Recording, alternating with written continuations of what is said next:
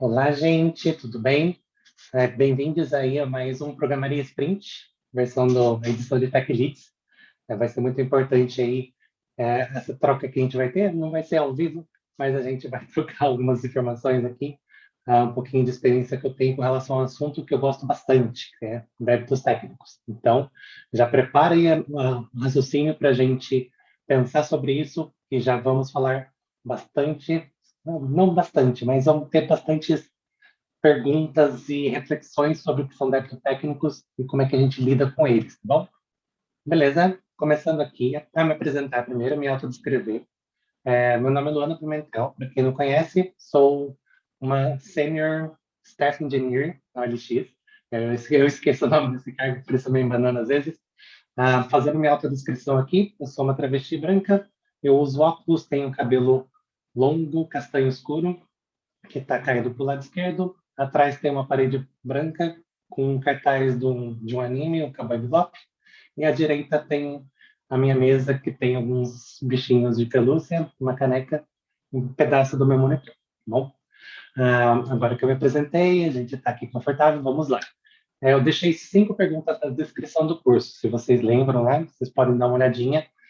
Vou até dar uma olhadinha, deixar ela aqui mais preparadas para a gente, só para a tela como base aqui. Mas como eu gosto de não responder diretamente perguntas, depois vocês vão refletir e tentar responder vocês mesmos. É, para a gente pensar, tentar quebrar um pouco do que de respostas muito claras, assim, porque dentro do técnico a gente precisa discutir bastante coisa para a gente conseguir, principalmente, chegar em quem não conhece, né? Quem geralmente é o stakeholder do produto, quem está necessitando não vai ver isso que a gente está fazendo. Então, é importante a gente trazer muitas reflexões sobre o assunto. Primeiro, eu vou propor uma dinâmica para vocês, para a gente fazer um mapa mental. Abra aí um aplicativo de mapa mental ou escreva no arquivo o texto mesmo. A gente pensar um pouquinho o que que vem à cabeça de vocês quando a gente pensa em débitos técnicos, tá bom? Eu vou deixar um tempinho para vocês, na hora eu vou falar já. Pode parar o vídeo daqui a pouquinho, daí quando eu parar, vocês param o vídeo e pensam aí, é, débito técnico, chegou essa palavra para você, coloque em outras palavras ali perto, como se fosse uma nuvem de palavras, sobre o que te lembra débito técnico, o que está relacionado com débito técnico, beleza? Podem parar, se exercitem aí e já voltamos. Beleza, gente, já fizeram? Agora eu quero que vocês pensem aí se a gente. Surgiram várias coisas legais, com certeza, mas eu quero que vocês adicionem 2 coisinhas que vão ser bem legais aí. Adiciona a variável tempo, e podem colocar palavras de acordo com o tempo. Se aumentar o tempo de um débito técnico, que palavras começam a surgir aí? Ou então se aumentar a complexidade de um débito técnico, como é que ela se relaciona com o tempo também? Tem alguma relação entre complexidade de um débito técnico e tempo? Não são diretamente relacionadas ou não necessariamente? Acho que isso é uma coisa da gente legal da gente manter na cabeça, da gente vai usar nos raciocínios e nas perguntas que a gente vai ter na frente. Então, as perguntas que eu coloquei lá na descrição vão gerar outras perguntas, é isso que a gente quer. Beleza. A gente vai aqui pensar agora na definição em si. Se a gente quer tratar de algo, a gente quer discutir algo, se a gente quer ensinar algo para alguém, a gente precisa saber definir. Pelo menos um escopo razoavelmente bem definido, assim, para a gente não fugir muito e a gente não conseguir medir. A gente não consegue medir o que a gente não define. Então, isso vai ter um bom conteúdo para a gente começar a medir débitos técnicos, que é uma coisa bem importante da gente fazer. Beleza.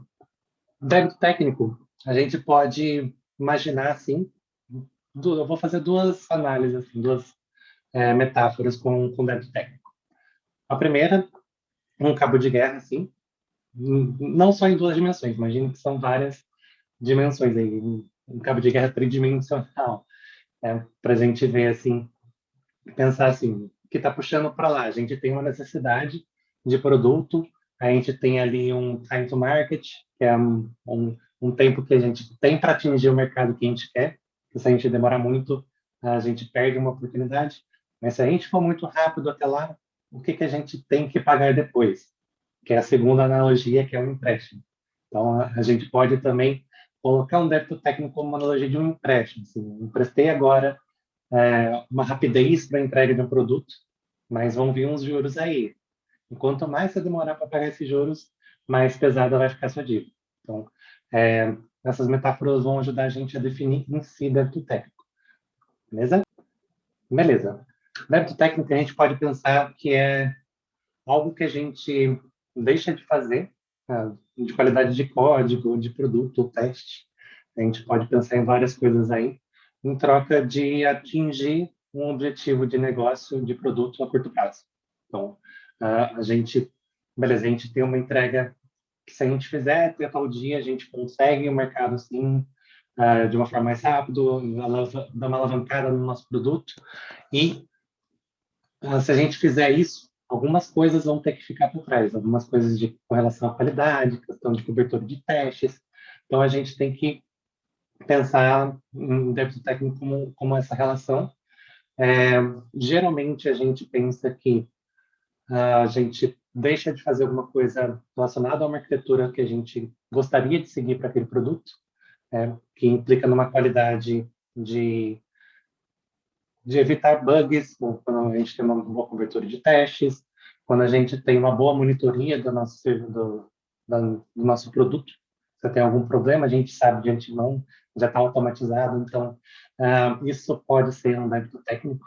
Débito técnico também pode ser documentação que a gente deixou de fazer, tanto a documentação técnica quanto a documentação dos casos de uso também, se a gente for pensar assim, se um caso de uso está ali, a gente define depois e tal, você não consegue pensar numa arquitetura evolutiva a longo prazo. Isso pode também ser um débito técnico. Então, por isso que é bem nebuloso assim, que a gente pode definir como débito técnico ou não. A gente tem que ir com calma e ir pensando, tá? A gente está com prazo apertado, a gente vai entregar uma tarefa rápida aqui.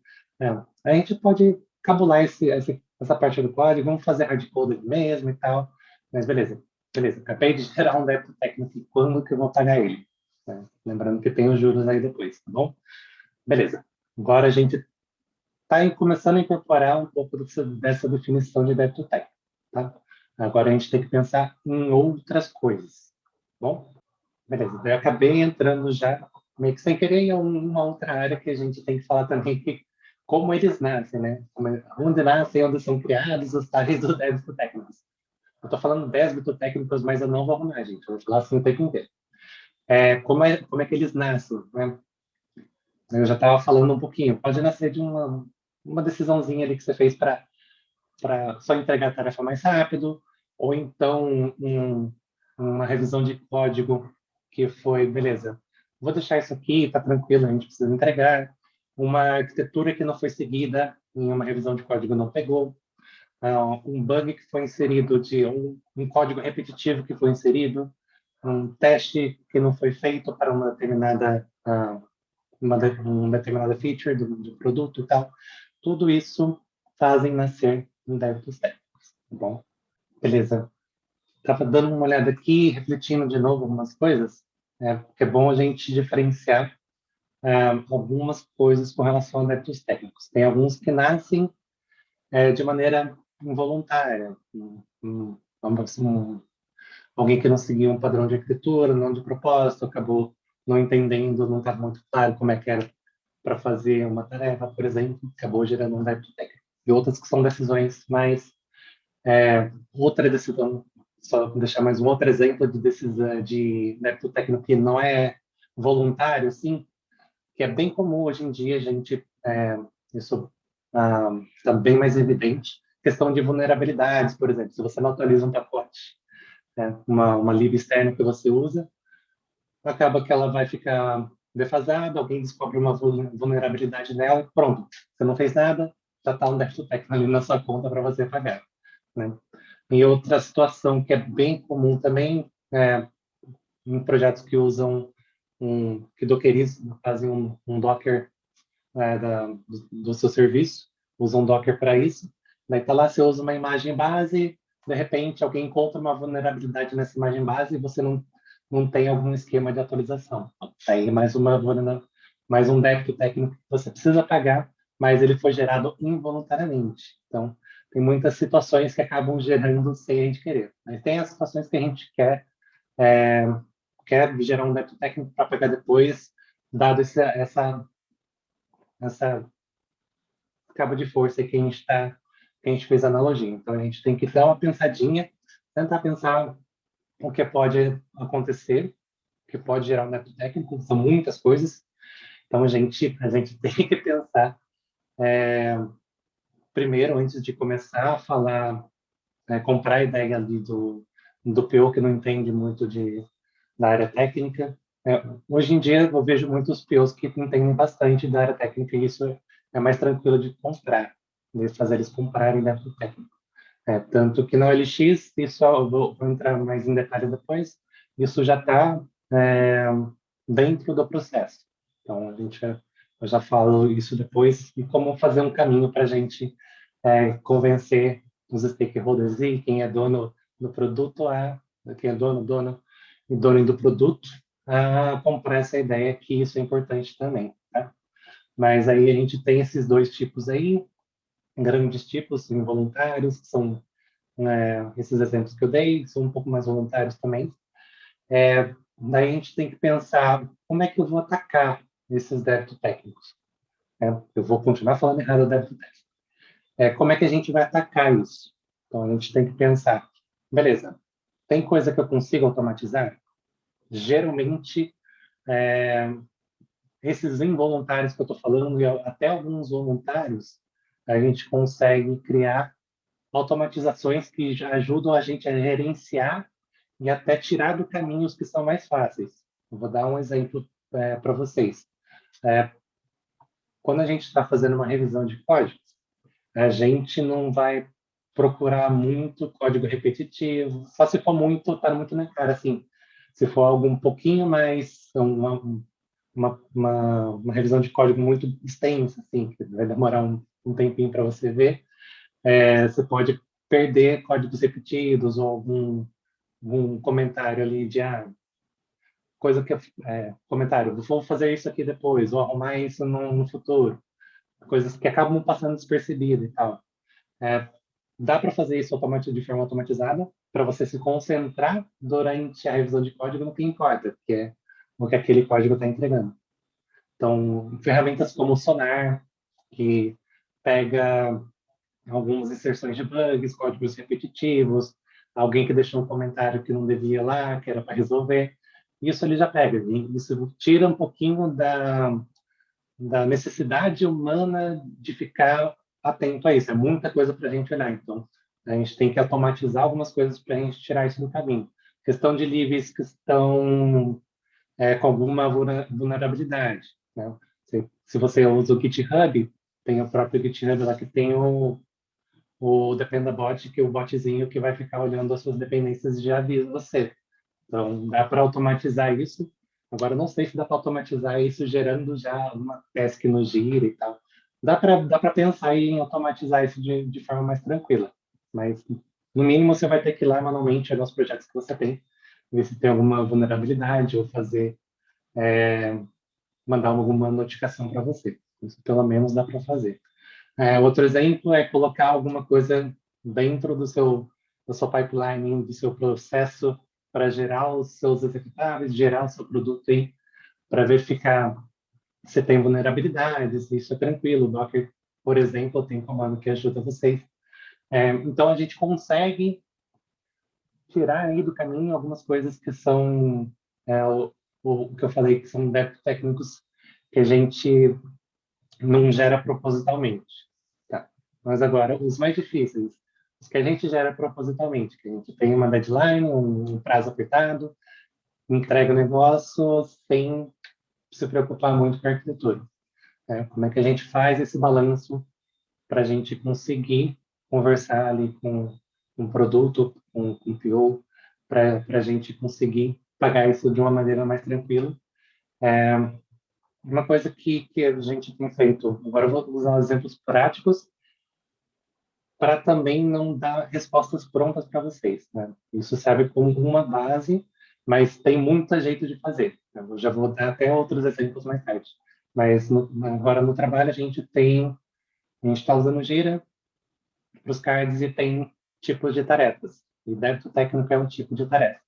Então a gente consegue aí, aquele famoso número, eu não sei de onde vem esse número, mas é um número que pelo menos a gente usa como base também. Em pelo menos uns 20%, 20 a 30% das tarefas no sprint ou no ciclo de entrega, a gente mata débito técnico. Então a gente consegue filtrar essas tarefas e fazê-las durante o tempo que a gente tem planejado. Mas, como é que a gente mantém o time gerando essas tarefas? Né? Então, a gente tem que manter um pouquinho da conversa com o PO, com quem é o dono do produto e tal, com quem for possível. Outra coisa que a gente tem que fazer, que a gente pode fazer, não tem que fazer. Não manda ninguém aqui. A gente pode, assim que a gente tem ali um ciclo que a gente está com prazo apertado, beleza, isso aqui ficou de fora, isso aqui de ficar de fora já gera uma tarefa, para a gente esquecer. A gente tem que gerar uma tarefa fácil, mesmo que não esteja ainda com todos os detalhes escritos, mas gera ali para você já ter certeza que você tem algo para pagar. Aí, o backlog vai dizer bastante coisa sobre o que vocês estão fazendo com os débitos técnicos. Outra coisa importante da gente ter em mãos dados. Sem dados, a gente não consegue fazer com que ninguém entenda o que está acontecendo e nem compre a sua ideia. Então, é super importante colocar monitoramento nas suas aplicações para saber, beleza, sobre requisitos não funcionais, de latência, de questão de número de bugs e tal. Você tem que medir isso. Isso ajuda bastante a gente a comprar necessidade de se fazer débitos técnicos. Mas não é para a gente sair fazendo débito técnico doidado, gente. A gente tem que ir com calma. Tenta calma, porque a gente tem que pensar em outras coisas também. A gente tem que pensar em riscos. Né? Tem débito técnico que vai gerar risco só daqui a 50 anos. Dá para fazer umas contas assim, vai gerar débito técnico bem longe. Então, comecem a pensar nos débitos das tarefinhas que a gente está gerando aí de débito técnico. Tá, que risco que ela oferece se ela não for feita essa semana? Que risco que ela oferece se ela não foi feita em 6 meses? Que risco que ela oferece se ela não foi feita em 2 anos? Então, para a gente ter uma ideia de priorização também, que a gente não consegue ficar pagando débito técnico, que isso custa, sem algum objetivo. Então, as métricas que a gente gerou vão fornecer alguma dica do que a gente pode fazer. O que a gente tem de entrega de produto, né, que a gente vai entregar de produto mesmo no cliente final, a gente tem que usar como base também, porque os débitos técnicos eles podem muitas vezes acelerar uma entrega que seja de qualidade. Então, isso ajuda também a vários POs compararem ideias. Se a gente colocar isso, vai ter uma resposta mais rápida, ou então o cliente vai ver o que é necessário logo de cara. Então, isso é legal também da gente fazer, tá bom? Beleza, gente. Assim, a gente consegue ter um ferramental bem legal. É, eu acho que vale também a gente fazer algumas palestrinhas técnicas que mostrem essas evoluções também. Né? Isso é bem importante, principalmente para mim, porque quem já sabe bastante que a gente não tem uma entrega assim que o cliente vai ver, geralmente está muito por trás, mas a questão das métricas dá para a gente colocar no gráfico e fazer muita gente entender o que a gente está fazendo, o que gerou de melhoria. Né? Isso ajuda bastante nesse ciclo de, beleza, vão entrar pessoas novas, como é que a gente faz para entrar nessa montanha aí que a gente vai fazer tarefas importantes para o produto, um pouco de tarefas de débito técnico, um pouquinho de correção de bug.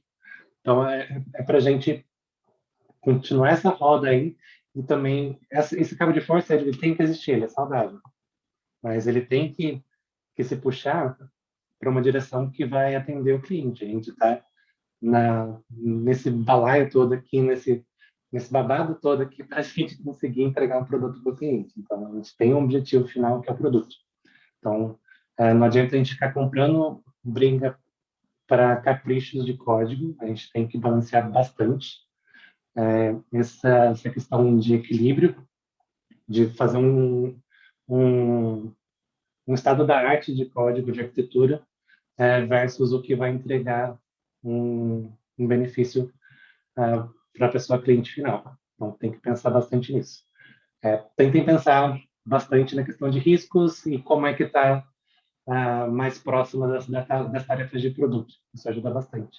É que a gente vai criar uma cultura diferente. Assim, acho que é bem legal como isso está no meu ambiente de trabalho atualmente, que é bem tranquilo a gente comprar alguns débitos técnicos, porque a gente consegue ver os dados, estão todos, a gente usa ali no Grafana, vários dados com relação às métricas que a gente tem dos nossos serviços.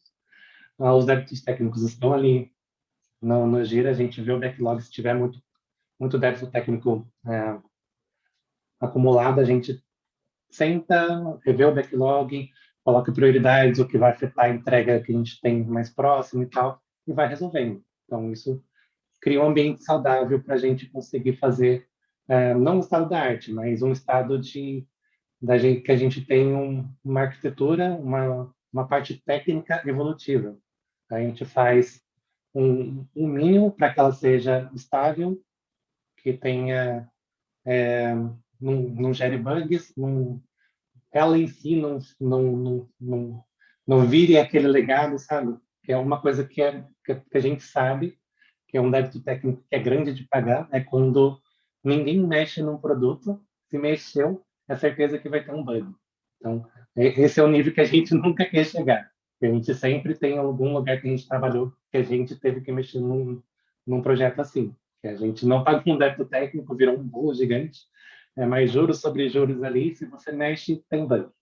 Então, a gente não quer chegar nisso, mas a gente quer evoluir o nosso produto. E o produto ele vai mudando, né, com o passar do tempo. Então, a gente não pode fazer um estado da arte pensando no objetivo que a gente tem hoje, que isso vai mudar também. Então, a gente tem que pensar, isso que é interessante, a gente está falando de débito técnico, mas a gente aqui já está falando de arquitetura, a gente está falando de arquitetura evolutiva.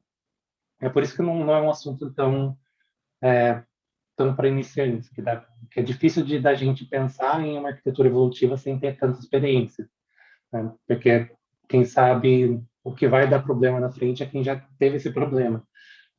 Então, a gente tem que pensar nesses problemas que podem ter, que a gente está vendo que o produto vai exigir, né? Por exemplo, um produto que vai ser acessado lá por 10 mil pessoas por minuto, como é que a gente deixa a aplicação resiliente?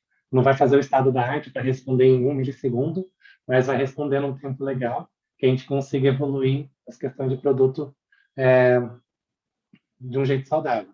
Então, é sempre a questão de equilíbrio, né? Eu vou olhar aqui de novo as perguntas que eu deixei lá para a gente pensar de novo. Que a gente pensou em como lidar com débitos técnicos, como mapear e documentar como e quando refatorar, estratégias de migração para outras visões de arquitetura e a comunicação para as outras áreas. Agora que a gente pensou nesse material, pensou nessas relações entre ah, não só as áreas, mas essa nuvem de palavras que a gente pegou, que é documentação, teste, quando a gente vai vendo sobre o tempo assim, vai afetar produto. Então, a gente está pegando tudo isso para pensar nas perguntas de novo. Será que a gente consegue fazer de uma forma saudável agora? Eu acho que sim, né?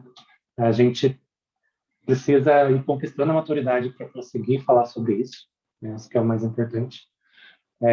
Mas eu quero que vocês pensem agora, né, nesse finalzinho aqui, né? Eu vou parar de falar e vocês vão pensar. Isso aí é a comida para os bichinhos que estão pensando na sua cabeça, para vocês pensarem aqui. Beleza, com essa informação, eu vou pegar o que eu tenho de experiência e vou pegar o que eu tenho que fazer agora, né? No que eu tenho que fazer no meu trabalho atual. Beleza, eu vou encaixar ali entrega de produto, qual débito técnico que está mais vai arriscar essa entrega, quais são os débitos técnicos que eu não documentei, que eu não coloquei como tarefa. Então, isso tem que estar tudo interligado. Então, espero que isso ajude a vocês a interligar todas essas coisas, porque muitas de vocês têm experiência para fazer algo legal, assim, para conseguir convencer, para conseguir fazer uma arquitetura legal, que ela vai ter déficits técnicos que sejam gerenciáveis. Então, isso eu espero que ajude vocês a crescerem essa maturidade para quem é uma tech lead, quem está liderando a parte técnica, precisa comunicar muito com o produto. Então, tenham sempre o produto em mente e tenham sempre a mente aberta para as próprias experiências de vocês, porque elas vão ajudar bastante, tá bom? Espero que tenha ajudado. É isso, gente. E até a próxima.